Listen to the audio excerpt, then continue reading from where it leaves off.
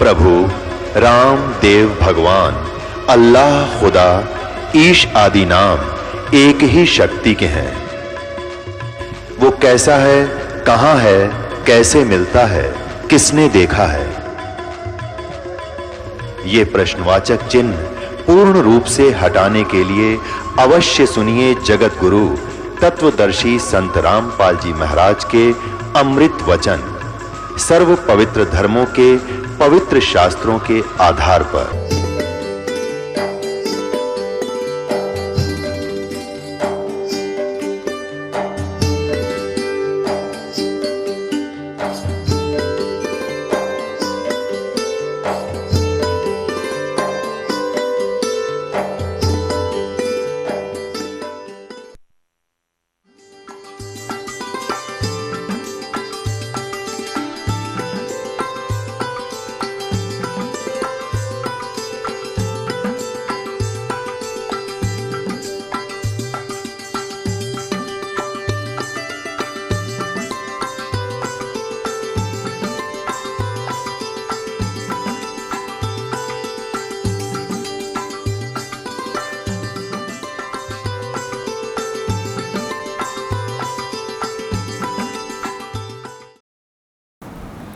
सतगुरुदेव की जय। बंदी छोड़ कबीर परमेश्वर जी की जय। बंदी छोड़ गरीबदास जी महाराज जी की जय। स्वामी रामदेवानंद जी गुरु महाराज जी की जय हो।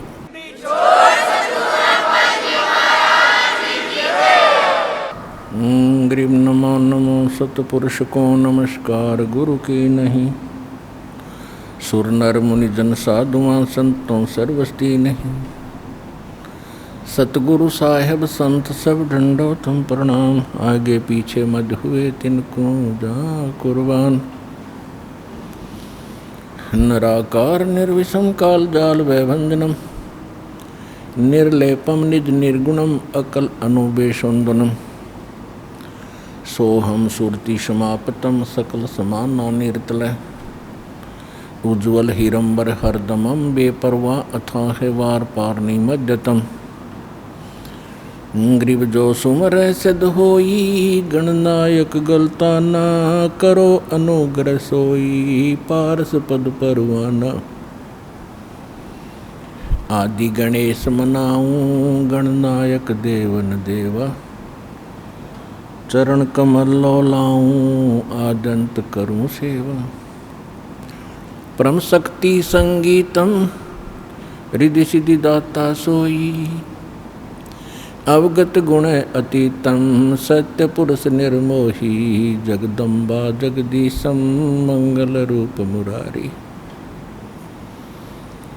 तन मन अर्पों शीशम भक्ति मुक्ति भंडारी। सुर नर मुनि जन ध्यावें ब्रह्मा विष्णु महेशा, शेष सहस मुख गावे पूज्य आदि गणेशा। इंद्र कुबेर सरीखा वरुण धर्म राय ध्यावे, समर्थ जीवन जी का मन इच्छा फल पावे। 33 कोटि अधारा ध्यावे शेष 88, उतरे बहुजल पारा कट है यम की फांसी। 33 कोटि अधारा ध्यावे शेष 88, उतरे बहुजल पारा कट है यम की फांसी। कर जोरूं विनती करूं, धरूं चरण पर शीश।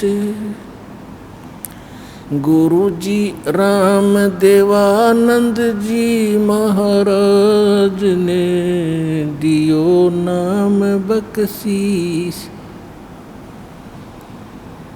कोटि कोटि सजदा करूं,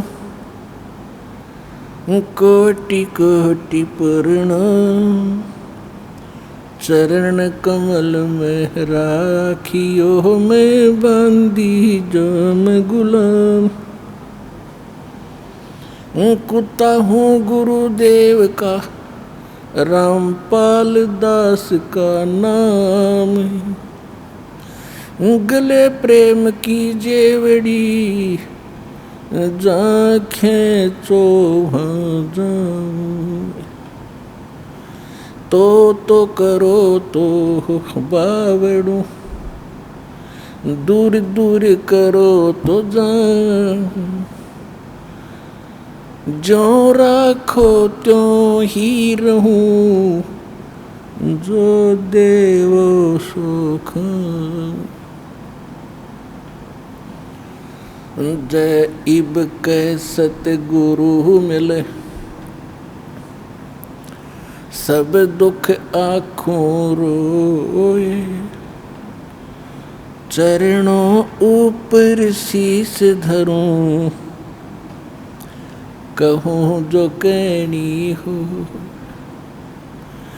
कबीर साईं मिल लेंगे पूछेंगे कुशलात आदि अंत की सब कहूँ अपने दिल की बात गुरु जी तुम ना भूलियो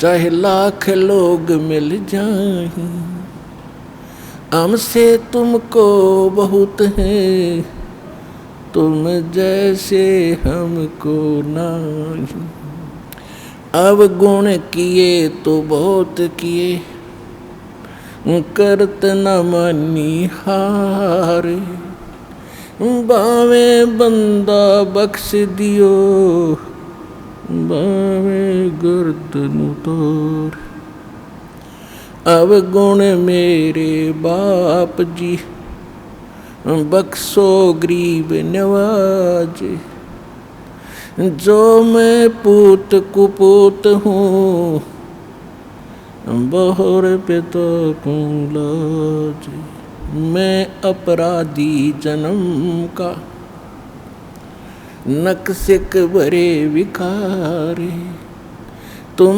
दाता दुख भंजना मेरी करो संवारे सुरत करो मम साइया हम हैं भव जल माही आप ही बह जावांगे जो तुम न पकड़ोगे बाँ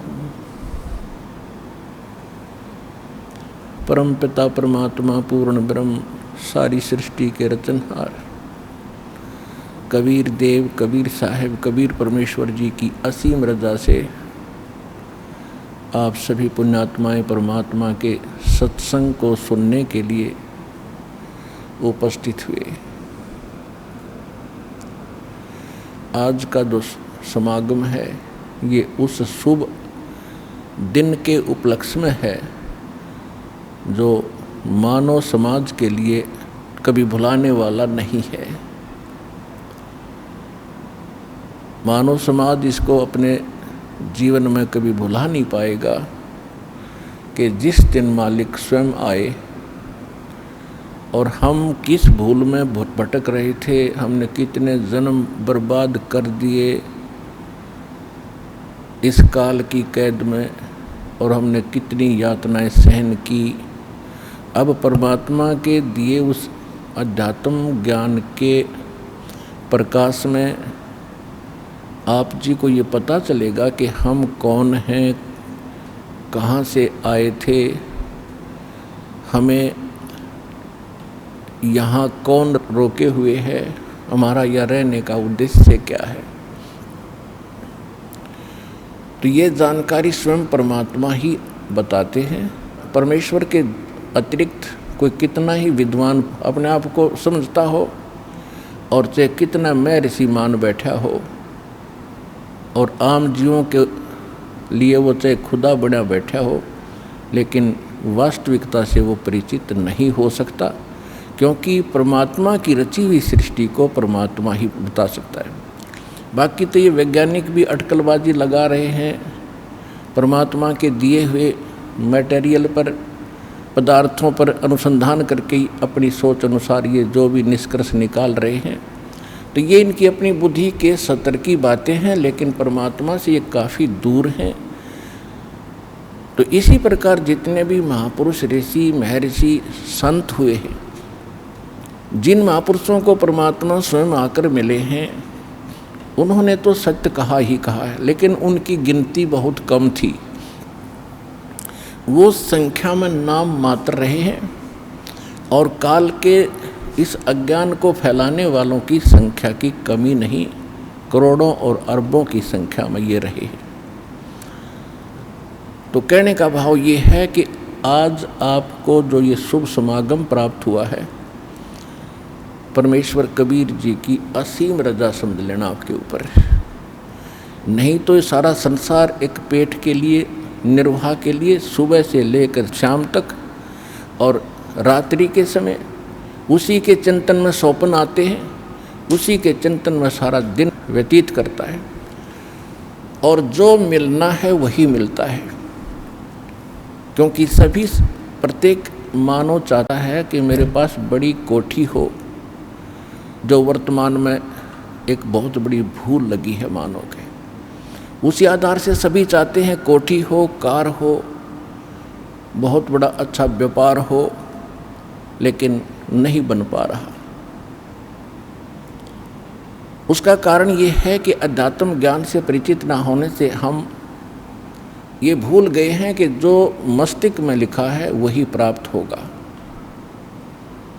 और यदि हम अपनी इस ओछी सोच से, दुर्बुद्धि के कारण हम अन्य कोई तरीका अपनावेंगे, कोई चोरी करेगा, कोई मिलावट करेगा, कोई रिश्वतखोरी करेगा, तो उसका दुष्परिणाम उसको भोगना पड़ेगा और पैसा रहेगा नहीं, क्योंकि उसकी किस्मत में वो है नहीं। उसका कारण कुछ भी बनो, कोई चोरी हो जावे, कोई बालक घर का सदस्य रोगी हो जावे जिसमें लाखों रुपए लग जावे, या कोई और अन्य हानि हो करके पैसा वहीं उतना ही रहेगा जो उसके मस्तिष्क में लिखा है, और जो अन्य तरीके से, अव्यवहारिक तरीके से जो धन कमाएगा, उसके इकट्ठा करने में, संग्रह करने में जो पाप इकट्ठे हुए हैं वो उसके पास शेष रह जाएंगे, वो पैसा नहीं रहेगा। ये आप सोच लेना। यदि इस भक्ति मार्ग पर आपने आगे चलना है, परमात्मा के विधान पर कदम पे कदम रख के चलना, फिर आप देखना आपको कितनी सफलता मिलेगी। आपका घर सुखी, आपका शरीर सुखी, आपकी सर्व मनोकामना जो जायज होंगी, जो भगवान उचित समझेगा, वो सब पूर्ण होंगी। ये निश्चिंत होकर इस भक्ति पर लगे रहना। आज का जो समागम है ये परमात्मा के उस प्रगट दिवस के उपलक्ष्य में है, जो परमेश्वर स्वयं सतलोक से चलकर आते हैं, सहशरीर आते हैं भगवान, और सहशरीर फिर पूरा काम अपना करके वो सहशरीर चले जाते हैं। आज तक हमें कोई ये क्लियर करने वाला नहीं था, स्पष्ट नहीं कर पाया कि परमात्मा कौन है, कैसा है, कहाँ रहता है, उसके पाने की विधि क्या है, वो कैसे मिलता है, और जो विधि बताई जा रही है उसका प्रमाण कहाँ है कि उस साधना और विधि से किसी को वो स्थान प्राप्त हुआ हो जिसकी हमें आवश्यकता है। तो ये अभी तक बहुत बड़ी पहेली बनी हुई थी, तो अब परमात्मा ने स्वयं आकर ये सुलझाई है। वैसे तो परमात्मा, परमेश्वर कबीर जी चारों युगों में आते हैं। सतयुग में सत सुकृत कह टेरा, त्रेता नाम मुनींद्र मेरा, द्वापर में करुणा में कहाया, कलयुग नाम कबीर दराया। चारों युग में संत पुकारे, और कूक कहा हम हेल रे, हीरे माणक मोती बरसे, ये जग चुगता ढेल रे। परमेश्वर कबीर जी बता रहे हैं कि मैं चारों युगों में आया हूँ। सतयुग के अंदर मेरा सत्सुकृत नाम प्रसिद्ध रहा। त्रेता में मुनिंद्र ऋषि के नाम से परमात्मा कबीर जी प्रसिद्ध रहे पूरे युग में। द्वापर में उनका करुणा में नाम रहा, और कलयुग में उस परमात्मा का वास्तविक जो नाम है, कबीर साहब, कबीर देव, अल्लाहू अकबर, ये पूरे कलयुग में यही रहेगा। वैसे प्रत्येक युग में परमात्मा अन्य रूपांतर करके भी आते रहते हैं, साधु संत का रूप बनाकर कहीं भी प्रकट हो जाते हैं। कुछ समय वहाँ रहकर अपनी प्यारी आत्माओं को सच्चा ज्ञान भक्ति दृढ़ करके वो फिर वहाँ से अदृश्य हो जाते हैं। फिर वो भक्त, वो संत जिनको भगवान मिलते हैं सीधे, वो अपने से परिचित कराकर वापस छोड़ते हैं। वो संत भी उस परमात्मा के आँखों देखा गुणगान, उसकी महिमा का वर्णन किया करते हैं। आज आप जी को इस समागम के दौरान अधिकतर परमेश्वर कबीर जी की ही जानकारी दी जाएगी। वो परमात्मा कौन है, कैसा है, कहाँ रहता है, किसने देखा है। और एक आम कहावत है अपने हिंदुस्तान के अंदर, कोई व्यक्ति कुछ बात कह रहा होता है तो उसको कहते हैं आप कौन से भगवान से मिलकर आए हो जो ऐसी बड़ी बड़ी बातें कर रहे हो। आप जी को उन महापुरुषों के प्रमाण दिए जाएंगे जो भगवान से मिलकर आए हैं। इसको हम मानते हैं कि जो भगवान से मिलकर आया है वो सच्ची कहता है। तो जो परमात्मा से मिलकर आए हैं उन महापुरुषों के भी साथ में एविडेंस, उनकी विटनेस आपके सामने दी जाएगी कि इन महापुरुषों ने परमात्मा को देखा और वो भगवान से मिलकर आए, और परमात्मा ने जो उनको मोक्ष मार्ग बताया, उन्होंने कौन सी साधना की जिससे उनका मोक्ष हुआ। तो उसी साधना से, उसी भक्ति से आप और हम सभी का मोक्ष संभव है, इति सिद्धम। तो इस सत्संग के दौरान आप जी को ये सभी प्रमाण प्रस्तुत किए जाएंगे। सौभाग्य आपका, आप जी को ये सत्यनारायण कथा सुनने को सुलभ हुई। आज तक हमने ये पता नहीं था सत्यनारायण है कौन। सत्यनारायण, सत्य माने जिसका नाश कभी ना हो, अविनाशी। नारायण मीन जो जल के ऊपर, नार माने जल, आयन माने आने वाला, यानी जो जल पर आकर विराजमान होने वाला। वो कौन? वो परमात्मा है। इसलिए नारायण, नारायण यानी परमात्मा। परमात्मा की एक महिमा है कि वो सतलोक से चलकर आता है और जल के ऊपर कमल के फूल पर आकर वो निवास करता है, जिस कारण से उसको नारायण कहते हैं। और हमने इस नारायण की उपमा लगा रखी थी सतगुण विष्णु जी के ऊपर। सतगुण विष्णु जी जो है, इसको हम सत्यनारायण मानते थे। ये हमारे नकली गुरु अज्ञानी हमें मिसगाइड किए हुए थे। एक पीतल को हमें सोना बता रहे थे। कितना दुर्भाग्य रहा हमारा, और हमारे पूर्वजों ने कितना विश्वास किया इन मूर्खों पर, जिन्हें कह का पता नहीं अध्यात्म मार्ग। तो हमें अब सत्यनारायण का पता चला है कि कौन है वो सत्यनारायण। वो अविनाशी परमात्मा कौन है, तो उसकी जानकारी आपको बताई जाएगी। परमात्मा चारों युगों में आते हैं। सतयुग में सत्सुकृत नाम से परमेश्वर आए थे और एक सरोवर के अंदर कमल के फूल के ऊपर आकर शिशु रूप धारण करके उन्होंने निवास किया था। वहाँ से एक विद्याधर नाम के ब्राह्मण और उनकी पत्नी दीपिका, वो उस रास्ते से आ रहे थे जिस सरोवर में परमात्मा विराजमान थे। दोनों निसंतान थे। आयु लगभग 60-65 साल की हो चुकी थी, क्योंकि सतयुग में आयु लाखों वर्ष की होती थी। तो तब तक उनको कोई संतान प्राप्ति नहीं थी। वो सरोवर के शुद्ध जल को पीने के लिए उसके अंदर निकट पहुँचे तो बच्चे को पाया, घर ले आए। उन्होंने उसको पाला पोसा और 5 वर्ष के आयु से ही परमात्मा अपने जिस उद्देश्य को लेकर आते हैं उस ज्ञान का प्रचार प्रारंभ कर देते हैं। सतयुग में परमेश्वर ने 5 वर्ष की आयु में एक मनु नाम के एक ऋषि थे, मनु, स्वयंभू मनु बोलते हैं उनको, और उनके विषय में कहा जाता था कि बड़े विद्वान पुरुष थे, वेदों के बड़े ज्ञाता थे।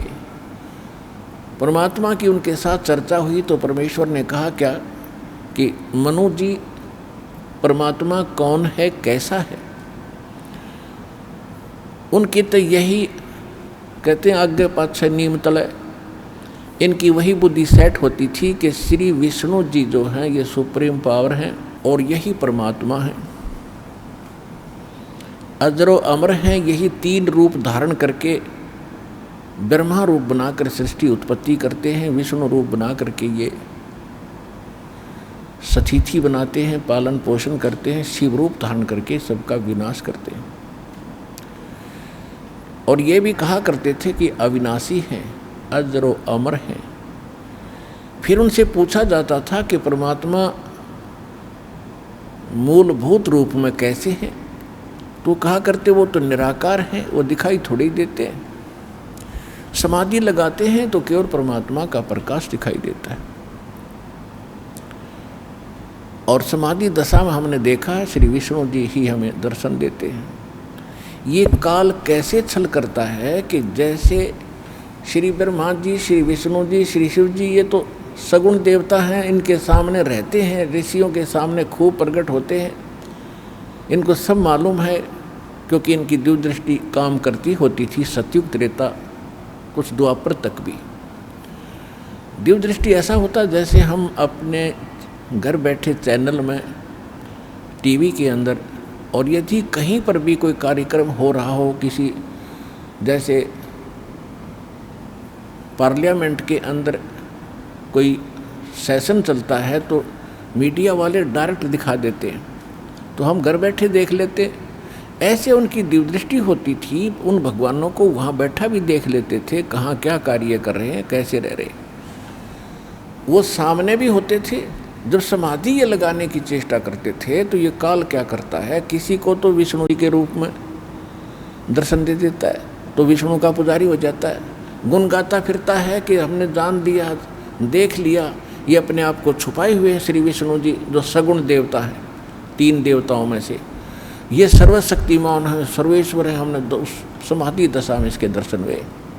किसी को ब्रह्मा जी के रूप में दर्शन दे देता है, वो ब्रह्मा के गुण गाता है, ब्रह्मा सर्वशक्तिमान है, ये सब के मालिक है, सृष्टि थी उत्पत्ति संहार यही करते हैं। किसी को शंकर के रूप में दर्शन दे देता जब ये समाधि के डड़ेड होते। इस प्रकार इनको भ्रमित ज्ञान प्राप्त रहा है। तो परमात्मा कहा करते थे क्या आप वेदों को मानते हैं? अरे वाह, वेदों को कौन नहीं मानेगा, मनु जी का उत्तर होता था। तो परमात्मा उनको कहा करते थे कि ऋग्वेद मंडल नंबर 9 और सूक्त 86 मंत्र 26-27 में देखिएगा, वो परमात्मा सतलोक में रहता है, वहाँ से सह शरीर आता, चल कर आता है, अच्छी आत्माओं को मिलता है। लेकिन कहते हैं राज तजना सहज है, सहज त्रिया का ने, मान बढ़ाई ईर्षा दुर्लभ तजना ये। राज्य भी त्याग सकता है इंसान और अपनी स्त्री का मोह भी त्याग सकता है, लेकिन मान बढ़ाई और ईर्षा को नहीं छोड़ सकता। और मान बढ़ाई ईर्षा छोड़े बिना भगवान नहीं मिल सकते।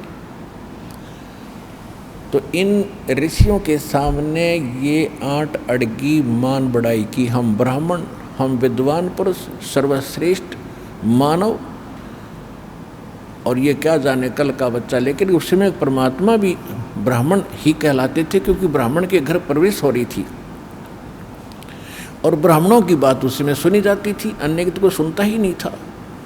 तो ये कहकर टाल देते थे कि ये विद्याधर का बालक मूर्ख है, ये पता नहीं कौन इसके कमबख्त पैदा हो गया है, इसकी बातें मत सुनो, ये तो ऊट पटांग बकवास करता है, सारी उल्टी बातें करता है और खुद को ये भगवान कहता है। और परमात्मा कहा करते जो उसमें कबीर देव लिखा है ना तुम्हारे वेदों में, वो कबीर देव मैं ही हूँ। लेकिन ये उनका गले बात उतरी नहीं और परमेश्वर को वामदेव कहने लगे। वामदेव,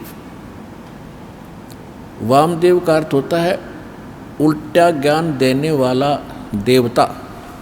वाम माने उल्टा, जैसे दाएं हाथ को कहते हैं हम सुल्टा हाथ और बाएं हाथ को कहते हैं उल्टा, बामा।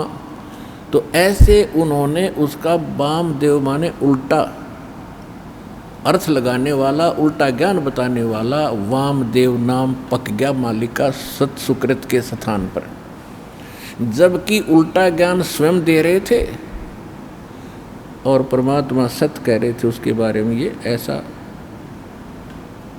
अपना मन गढ़ंत कहानियाँ बनाकर मालिक की बात मानी नहीं। फिर भी परमात्मा उनको लज्जित बहुत करते थे, शर्मिंदा बहुत करते थे, सभा में खड़े हो जाते थे कि झूठ बोल रहे हो पंडित आप, ऋषि जी आप गलत बोल रहे हैं। परमात्मा वेदों में कोई और लिखा है, वो नर आकार लिखा है, मनुष्यवत लिखा है। लेकिन उस समय इन वेदों को पढ़ने वाले चंद ऋषि होते थे और उनकी रोजी रोटी और प्रभुता उनके साथ अड़ी रही। भगवान के सत्य को उन्होंने स्वीकार नहीं किया। त्रेता में परमात्मा आए थे मुनिंद्र ऋषि के नाम से। अब आपको संक्षिप्त सा विवरण दे करके पिछला फिर कलयुग के अंदर जो मालिक आए थे उसकी जानकारी, वो लीलाएं आपको अधिक सुनाई जाएंगी, क्योंकि वो तो आज प्रत्यक्ष है हमारे सामने।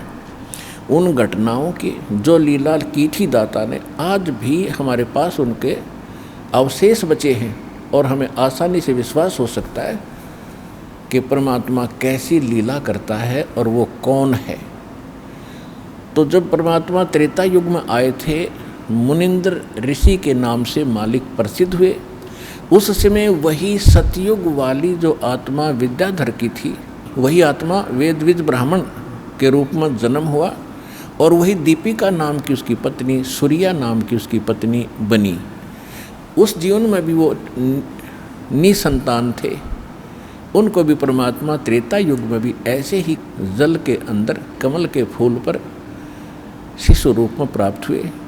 और जब भी परमात्मा जिस युग में आते हैं, उनकी लीला कंवारी गायों से, उनकी परवरिश की लीला कंवारी गायों से होती है, अन्यथा वो टच नहीं करते किसी दूध को, जल को, आहार को। फिर कंवारी गायें लाई जाती है, उस पर परमात्मा का आशीर्वाद होता है, वो दूध देने लगती है जब वो दूध पीते हैं। और वो दूध आता कहाँ से है? सतलोक से आता है।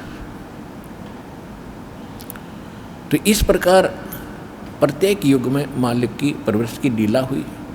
जब परमेश्वर मुनिंद्र नाम से आए हुए थे, धीरे धीरे बड़े हुए। 5 वर्ष की आयु से ही उन्होंने सब विद्वानों के छक्के छुड़ाने शुरू कर दिए। लेकिन इन ऋषियों और ब्राह्मणों का एक स्वभाव बना रहा कि हमसे उत्तम कोई नहीं, जबकि परमात्मा भी ब्राह्मण कुल में ही थे, त्रेता में भी। लेकिन उन्होंने उसको बालक बताया और बालकपन से ही मालिक ने उनके छक्के छुड़ा दिए, सच्चा ज्ञान कहा। तो सभी को ये कहने लगे ये बालक तो मूर्ख है, इसको पता ही नहीं, अभी कोई इसने शिक्षा प्राप्त की नहीं है, ये अभी ऐसे उठ पटांग बकवास कर रहा है, जिस कारण से अन्य ब्राह्मणों ने भी उसको अनदेखा कर दिया। फिर भी परमात्मा की लीला अलग रही है। अपनी प्यारी आत्माओं को किसी न किसी तरीके से उनको भक्ति युक्त करते रहे हैं और जिस कारण से हम आज तक परमात्मा की चाह और तड़प में भटकते रहे। ये उस परमात्मा की देन रही, नहीं तो काल चाहता है कि ये नास्तिक हो जाए, भक्ति में इनकी रुचि रहे नहीं।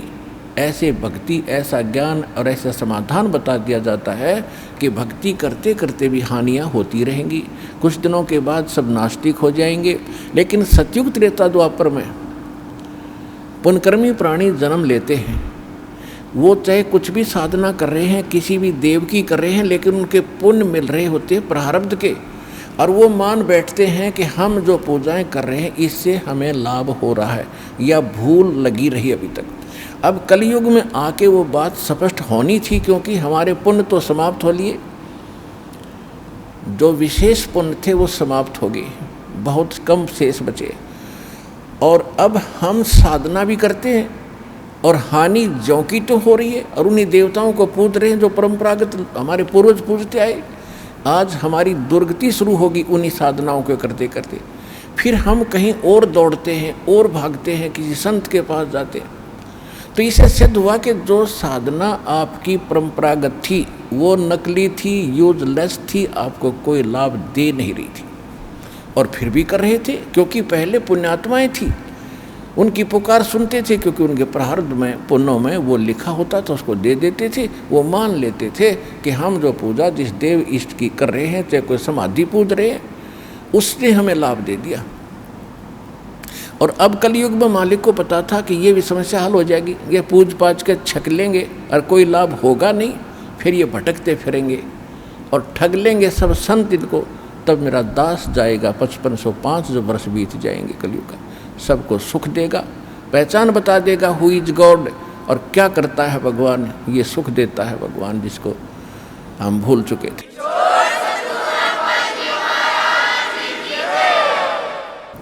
अब परमात्मा के ज्ञान को किसी ने सुना नहीं, सत्य को माना नहीं, तो परमात्मा के पास तो बहुत साधन हैं, बहुत से तरीके हैं। कहते 100 छल छिद्र मैं करूं अपने जन के काज, हिरण्यकशिपु जो मार दूं मैं नरसिंह धर लूं साजो। अब परमात्मा तो परिपूर्ण होते हैं अपनी भक्ति, अपनी शक्ति से। अब जैसे चंदन का पेड़, चाहे लकड़ी भी कहीं पड़ी हो, उसका स्वभाव है महक देती है, सुंदर महक देती है, लुभावनी महक उससे निकल रही होती, सुगंध होती है। ऐसे ही परमात्मा के आसपास जहाँ भी कोई भक्त निकट आता था उसको अजब शांति मिलती थी। तो परमेश्वर सत्संग किया करते थे। लोग सत्संग को पसंद नहीं करते थे, क्योंकि परमात्मा पहले वाले ज्ञान से हटकर ज्ञान देते थे। लेकिन जो दुखी होते थे उनको परमात्मा अपनी कृपा से सुख देते थे। वो सुखी हुए व्यक्ति 20 व्यक्तियों को जाकर बताते थे कि मुझे ये दुख था, मैं ये ऐसे कष्ट था, ऐसे एक संत आए हुए हैं, मुनिंदर नाम है उनका, और वहाँ चलिएगा आप भी सुखी हो जाओगे।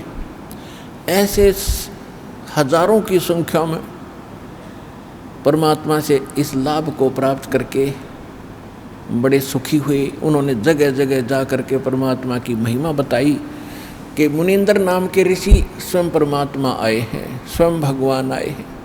पुण्यात्माओं, जब तक हमें समय पर रोटी मिल रही है, कपड़ा मिल रहा है, समय पर कपड़ा मिल रहा है, समय पर रोटी मिल रही है, सामने गुट्टी मिल रही है शराब की, और कार और कोठी मिल रही है, हमने ज़रूरत नहीं भगवान की कति। और जब ये सुविधाएं भी उपलब्ध हों और कोई घर में कष्ट आ जावे, शरीर में कोई दुख हो जाता है, फिर इस जीव को नानी याद आ जाती है।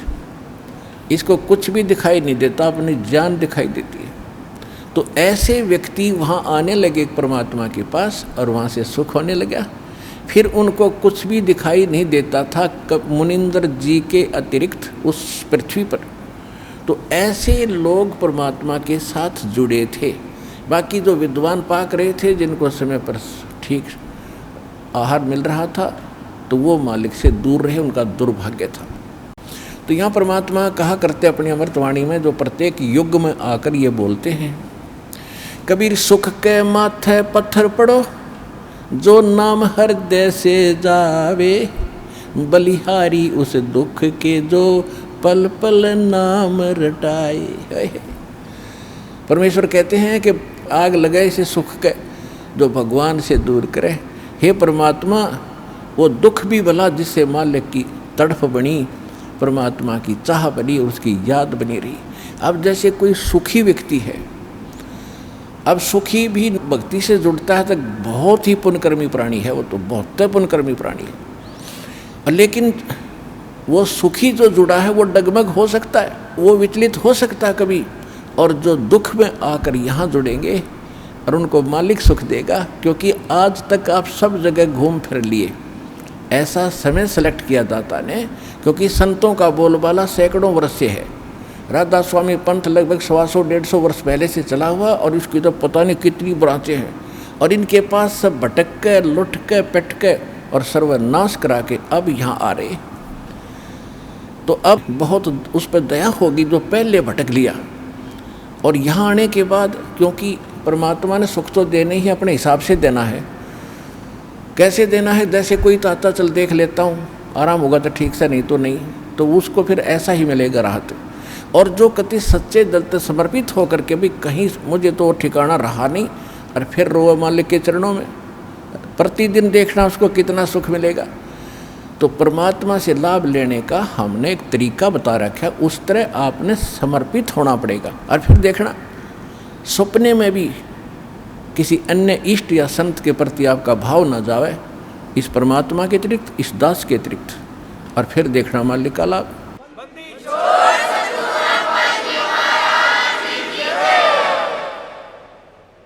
तो ये कहने से नहीं बनेगा, सोचने से नहीं बनेगा, इसके लिए हम ज्ञान देते हैं उस परम पिता को, परमात्मा सिद्ध करते हैं और प्रमाण देते हैं। वो प्रमाण आपको चारों तरफ से बाध्य कर देंगे कि पृथ्वी पर ना कोई और भगवान है और ना ही ऐसा पृथ्वी पर ज्ञान है। और फिर समाधान, ऐसे प्रमाणित मंत्र जिन महापुरुषों का मोक्ष हुआ उन्होंने यही जाप किया। तो इन सब से फिर आपका भावना अपने आप बनेगी, निसंशय हो जाओगे, डाउटलेस हो जाओगे, फिर अपने पृथ्वी पर कुछ दिखाई नहीं देगा। और फिर देखना भगवान के हाथ रोजाना लाभ देना, सपने में भी सुख देगा, जागृत का तो कहना ही क्या। तो ये ऐसा परमात्मा है।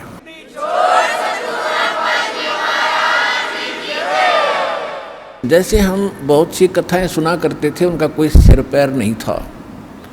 हम सुना करते थे कि श्री रामचंद्र जी ने लंका पर चढ़ाई करते समय पुल की आवश्यकता पड़ी, समुद्र पर पुल बनाना था। हम ये भी सुनते थे कि 3 दिन तक भगवान श्री रामचंद्र जी समुद्र के अंदर घुटनों पानी में हाथ जोड़े याचना करते रहे कि हे जल्दी हे सागर राज, मुझे रास्ता दे दो, मैं बहुत दुखी हूँ, मेरी पत्नी को लंका का राजा रावण उठा ले गया है और उसको बहुत सता रहा है, उस पर चढ़ाई करनी है, हमने उसको बहुत प्रार्थना कर ली है, वो लौट आने को तैयार नहीं है। जब 3 दिन तक समुद्र ने उसको रास्ता नहीं दिया, तो तब श्री रामचंद्र जी ने लक्ष्मण से कहा था कि लक्ष्मण मेरा अग्नि बाण दे, ये लातों के भूत बातों से नहीं मानते। जब उसने अग्नि बाण चढ़ा करके समुद्र को फूकने के लिए कोशिश की, उसमें लपटें निकलने लगी, क्योंकि सिद्धि से चलता था पहले ये सब शस्त्र। तब कहते समुद्र ने रास्ता दिया, ऐसे सुनते थे। फिर क्या सुनते थे कि नल नील ने समुद्र पर पत्थर रख दिया, उनके हाथों में पावर थी, उनमें शक्ति थी, सिद्धि थी कि उसके हाथ से रखा हुआ पत्थर जल में डूबता नहीं था, और जिस कारण से पुल बना। फिर हम ये भी सुना करते थे नकलियों से कि हनुमान जी ने पत्थरों पर राम का नाम लिख दिया, इसलिए पत्थर तिर गए। प्रथम तो कहते हैं समुद्र ने हाथ जोड़कर रास्ता दे दिया जब रामचंद्र जी ने जलाना चाहा, उसको फूकना चाहा। फिर कहा करते नल नील के हाथों तैरते थे पत्थर, उनके कोई वस्तु नहीं डूबती थी समुद्र पर।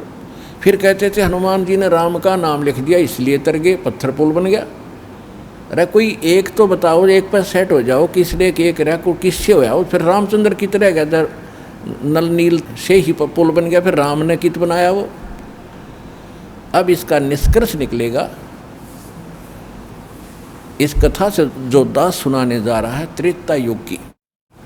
ऐसे प्रश्न करे एक भक्त ने मेरे से, जब गांव-गांव में दास सत्संग करने जाता था, वो कहने लगा जी मैं मिलिट्री के अंदर हूँ, और मिलिट्री हमारी ज़्यादातर पहाड़ी क्षेत्र में रही है। जहाँ भी मुझे कोई मंडलेश्वर, कोई संत, कोई गुफा में साधु मिला है, मैं उनसे मिलने जाता रहा हूँ। और ये एक प्रश्न करता हूँ, मैं रामायण का पाठ बहुत करता हूँ, और उसमें देखता हूँ कि सभी राक्षस मांस खावें, शराब पीवें, ऐसा व्यवहार विचार उनका हो गया था। और वहाँ पर विभीषण और मंदोदरी, इनके विचार पढ़ते हैं जब रामायण में, तो साधु संतों जैसे, तो इनको ये ज्ञान कहाँ से आ गया ऐसे बूंदी राक्षस नगरी में। तो वो कहने लगा जी मैं सब जगह मंडलेश्वरों के पास जा लिया, पर इस प्रश्न का उन्होंने को संतोषजनक उत्तर नहीं दे पाए, मैं आज तक भटक रहा हूँ। तो मैंने कहा भाई इस रोग की दवाई मेरे पास है, अब सुन ले, सुनाता हूँ। दास ने सुनाई फिर कथा जो सत्य कथा है। परमात्मा त्रेता युग में मुनिंदर नाम से आए हुए थे और काफ़ी दुखी व्यक्ति मालिक की कृपा से आशीर्वाद से सुखी हुए थे। फिर उनको दाता ये प्रथम मंत्र दिया करते थे। ये प्रथम मंत्र में जो पहले और लास्ट वाले नाम पहले नहीं दिए जाते थे, उनको तो अब बचपन से जब कलयुग आया इस समय ही प्रारंभ करना था। ये कंप्लीट कोर्स अब देना था। पहले तो ऐसा समझ लो कि ये आपको ग्लूकोज लगा दी जब तक सर्जन नहीं आया, और ग्लूकोज से रोगी मरता नहीं लेकिन रोग नाश नहीं होता। तो वो प्रथम नाम देते थे दाता और ग्लूकोज लगाकर चले जाते थे। अब ये रोग नाश तो अब होना था, ये दास भेजा है इस जन्म मरण के रोग का नाश करने का सर्जन और डॉक्टर, हर तरह की औषधि और ऑपरेशन सारा सिखाकर सब ट्रेनिंग दे करके अब सब सुख होंगे, आपका जन्म मरण का रोग कटेगा।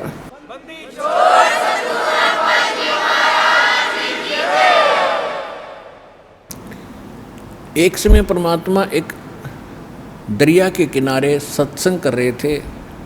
दरिया के किनारे ही उनका एक झोपड़ा था, कुटिया थी, वहाँ सत्संग किया करते थे। वहाँ हजारों की संख्या में इधर उधर से भक्त आकर के सत्संग सुनते थे, जो निर्धारित समय किया जाता था, महीने में, 2 महीने में, 6 महीने में। तो ऐसे ही एक नल और नील नाम के दोनों आपस में, ये मौसी के बेटे थे, यानी इनकी माताएं सगी बहन थी, और ये किसी देव प्रकोप से दोनों के दोनों मानसिक रोग से पीड़ित थे। शरीर में भी बहुत पीड़ा रहती थी, जिसकी उपचार के लिए वेदों के अतिरिक्त साधु संतों से भी आशीर्वाद प्राप्त इन्होंने खूब किए थे। और सभी ऋषि महर्षियों ने उनको बता दिया था कि नल और नील बेटा, ये तुम्हारे प्रारब्ध में, यानी तुम्हारी किस्मत में अंकित है ये कष्ट, और इसको बेटा आपने भोगना ही पड़ेगा, कोई विकल्प नहीं। अब बेशक से आत्मा को कोई कितना ही ऐसे संतोष दिलाए कि ऐसा ही होता है, लेकिन इसको मालूम है कि परमात्मा कोई ऐसी पावर है, ऐसी शक्ति है कि वो सब दुख दूर कर सकता है। परमात्मा के गुणों में हम खूब सुनते और सुनाते रहते हैं, इसलिए आत्मा संतोष नहीं पाता है। दुखी व्यक्ति फिर कहीं ना कहीं और किसी से सुनकर भी जाता है।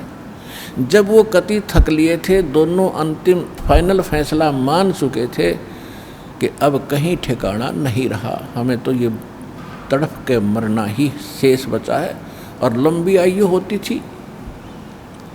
किसी ने उनको बता दिया कि आप चलिएगा ऋषि मुनिंद्र जी के पास और नल नील आपका रोग ठीक हो जाएगा। उनको अविश्वास रहा कि नहीं, हमने बड़े बड़े ऋषि देख लिए हैं, ये तो पहली बार नाम सुना है हमने आपसे, कोई मुनिंद्र नाम का ऋषि कहीं पर है।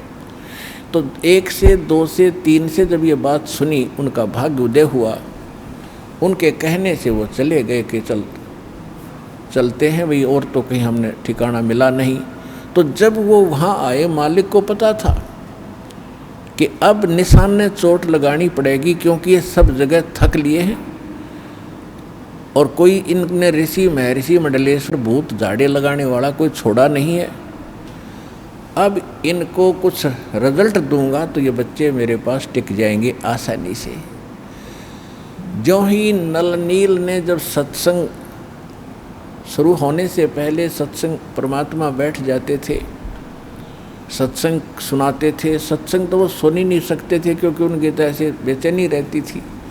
और जो ही मालिक के पास आए, दोनों चरणों में मत्था टेका और परमात्मा ने दोनों के सिर पे हाथ आशीर्वाद भरा रखा, उनका तुरंत रोग छूमंतर हो गया और ऐसे हो गए जैसे कभी पीड़ा थी ही नहीं किसी प्रकार की। अब दोनों की आंखों में आंसू आ गए, चरणों में लिपट गए और कहा, हे परमात्मा, हम तो बहुत जगह कष्ट उठा चुके थे, हमने पृथ्वी पर कोई, जहाँ तक हमारी पहुँच थी, हमने कोई ऋषि महात्मा नहीं छोड़ा, हे परमात्मा, हमारे ऊपर बहुत बड़ा कहर था, बड़ा कष्ट था, आपकी कृपा से हम स्वस्थ हो गए, आप स्वयं परमात्मा आए हो। फिर उन्होंने सत्संग सुना। परमात्मा ने कहा, बेटा ये तो एक अस्थायी लाभ है, अभी तो और भी आपके भाग्य में और आपके संचित पाप कर्मों का ढेर लगा पड़ा है, उसके लिए भी औषधि बताऊंगा, वो मंत्र दीक्षा आपको दूंगा, आप वो लीजिएगा। पहले सत्संग सुनिएगा।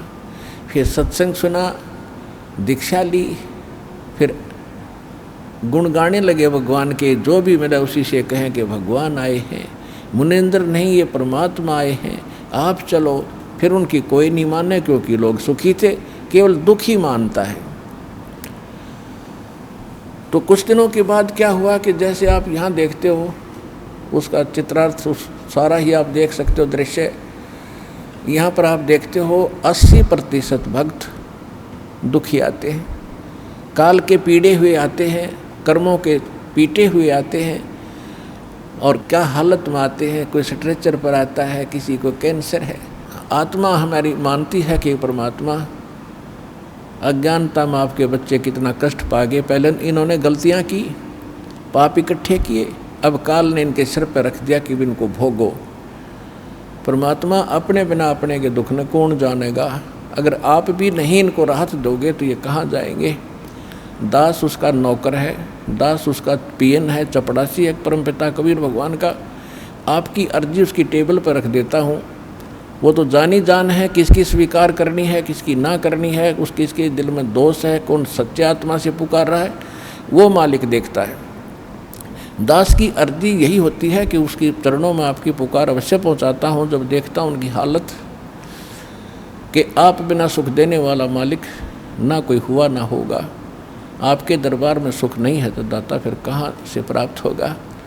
तो हम जितनी अर्जी लगा सकते हैं, जैसी हमारी अकल काम करती है, लगाते हैं। सुनना दाता कबीर भगवान ने है, और वो अवश्य सुनते हैं।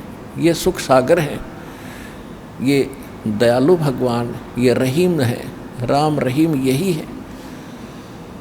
तो इसी प्रकार वहाँ आते थे, कई कई दिन रुक जाते थे, स्वाभाविक, क्योंकि वहाँ एक न्यारी शांति मिलती है। संसारिक कष्टों से, जो समस्याओं से मन हटकर एक मालिक पर लग जाता है, इसलिए कोई 2 दिन सत्संग में, कोई 1 दिन, कोई 3-3, 4-4 दिन का सत्संग भगवान कर दिया करते थे। तो परमात्मा कहा करते थे, बेटा जो गरीब असहाय व्यक्ति हैं, बीमार हैं, रोगी हैं, वृद्ध हैं, यहाँ कई कई दिन रुकते हैं, तो उनके बर्तन साफ करो, उनके कपड़े धोया करो, ताकि उनकी आत्मा खुश हो और तुम्हें सेवा का फल मिले, ताकि तुम्हारे ऊपर जो कष्ट है वो ना आए। क्योंकि हमारे जो अंतःकरण में हमारे जो पाप कर्म वो कई प्रकार से साफ होंगे। कुछ तो ऐसे प्रकार के पाप कर्म हैं जो संत के आशीर्वाद मात्र से समाप्त हो जाते हैं। कुछ ऐसे पाप हैं जो कि आपको प्रणाम आदि, दंडवत आदि करने से राहत मिलेगी। कुछ ऐसे पाप हैं जो आपने दान, धर्म, यज्ञ, हवन, पाठ आदि ही करवाना पड़ेगा, वही विकल्प है उनका, वो भी आपने करना ही पड़ेगा। उसके बाद फिर कुछ ऐसे पाप हैं जो सेवा करनी होती है, सेवा से भी कटते हैं। और कुछ ऐसे प्रकार के पाप होते हैं जो केवल नाम के जाप से ही कटेंगे, उनका कोई विकल्प नहीं। तो जैसे एक धोबी के पास कपड़ा जाता है, तो वो देखता है कि इस कपड़े को साफ करना है, तो पहले पानी से धोता है, साबुन लगाता है, उससे भी नहीं साफ होता तो फिर ड्राई क्लीन के लिए कोई अन्य केमिकल प्रयोग करता है और उसके सब दाग छुड़ाता है, तब वो उज्जवल होता है। इसी प्रकार हमारा अंतःकरण बहुत वर्षों से, बहुत युगों से हमने इतना मैला कर लिया है कि अब इसको हमने हर तरह के सब फार्मूले लगा करके इसको साफ करना है। तो परमात्मा कहा करते थे, तो वो भक्त जो दुखी हैं वो सब सत्य मानते थे और उसका अनुसरण करते थे। तो नल नील तो और ज़्यादा ही दुखी थे, दोनों ने श्रद्धा से सेवा करनी शुरू की। जो वृद्ध थे, रोगी आते थे, उनके कपड़े धोते थे, उनके बर्तन, लोटा, थाली वगैरह जैसे भी थे वो ले जाते थे और दरिया पर धोकर लाते थे। वो इतने सीधे साधे और इतने परमात्मा पर समर्पित थे, इतना भाव था उनका कि पहले समय में साबुन वगैरह नहीं था, कपड़ा धोने के लिए पहले जल में भिगो देते थे, दरिया में भिगोकर उनको थोड़ा सा बाहर पत्थर रख देते थे, वो पानी में लहरों से गीले हो जाते, फिर उनको बाद में ऐसे मुक्के मार मार के धोते थे, कोई और तो साधन था ही नहीं। और बर्तनों को भी ऐसे पहले भिगोकर थोड़ी देर के बाद धोने के लिए किनारे रख देते थे, और तब तक वो बैठ जाते थे वृक्ष के नीचे और चर्चा करते थे सत्संग में सुनाई कथाओं का, और फिर अपने दुखों के बारे में कहते थे, ओहो हमें तो भगवान मिल गए और सच्चा ज्ञान मिल गया और सही मंत्र मिल गए, ओहो बड़ा कल्याण हुआ, बड़ी दया करी परमात्मा ने, देखो आज सत्संग में ऐसे सुना रहे थे परमात्मा, सारी सत्य है।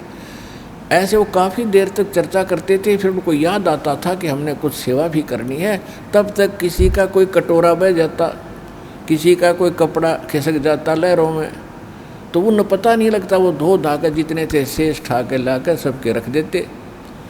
कहने का भाव ये है, किसी का कटोरा कम, किसी का गिलास गुम हो गया, किसी का धोती, किसी का कुर्ता नहीं पाया, तो सभी दिक्कत मानते थे, दुखी होते थे कि नलनील आप ये कमीज नहीं मिला, मेरा कटोरा नहीं मिल रहा, मुझे गिलास नहीं मिला।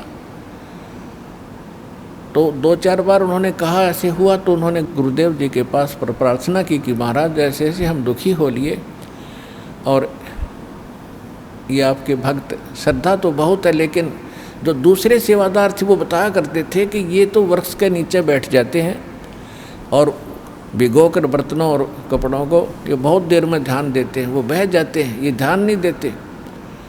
तो परमात्मा ने कहा बेटा ध्यान रखा करो, तो अच्छा जी ध्यान रखेंगे। फिर वैसे ही हो जाती है कि कुछ दुखों का दुखी किया हुआ प्राणी जो होता है उसका कुछ ऐसा वो स्वभाव सा बना हुआ था, भोले भाला, उनका दिमाग कंडम सा हो गया था, उस समय भी वो ज़्यादा ही भोले टाइप के ही थे, तो फिर ऐसे ही हो गया। तो फिर शिकायत हुई, तो परमात्मा ने कहा बेटा इनकी आत्मा दुख पाती है, सेवा भी करते हो फिर उतना दुखी कर रहे हो, तो आप ये सेवा ना करो, क्योंकि आपका स्वभाव में ऐसा हो गया है। तो वो रोने लग जाते, उनको डर लगता कहीं फिर वो दुख ना आ जाए हमारे ऊपर जिस परमात्मा ने आज्ञा दे रखी है। और आज तो ये शायद गुस्से में कह रहे होंगे, फिर रोने लग गए, परमात्मा हमसे सेवा ना छीनो दाता, हमसे सेवा ना छीनो। उनको डर ये था कि कहीं फिर से ना वो कैर टूट जाए जो पहले हम दुख पा रहे थे, बुरी तरह रोने लगे।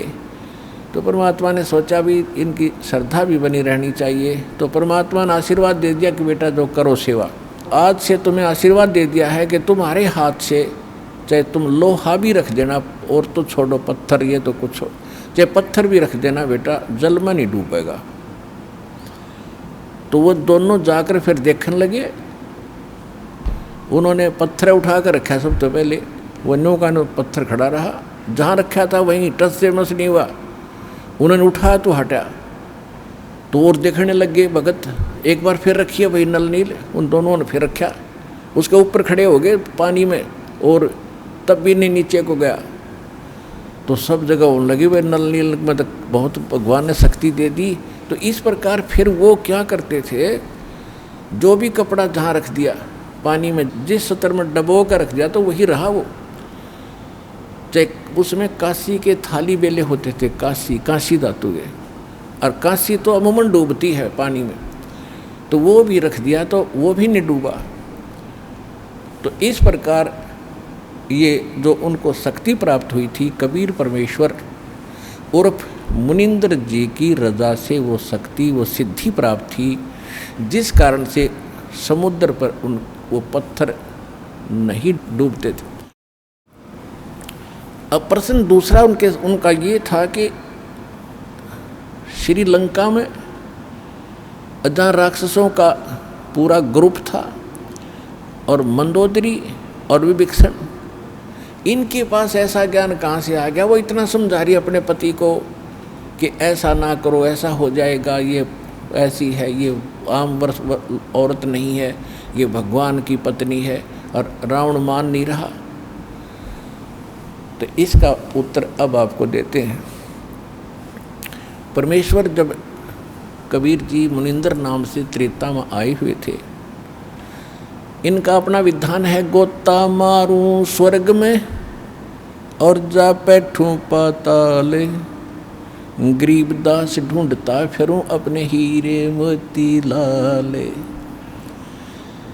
अब 100 साल छिदर मैं करूं अपने जन के काजे, अरणक से पूजो मार दूं मैं नरसिंह धर लूं साज।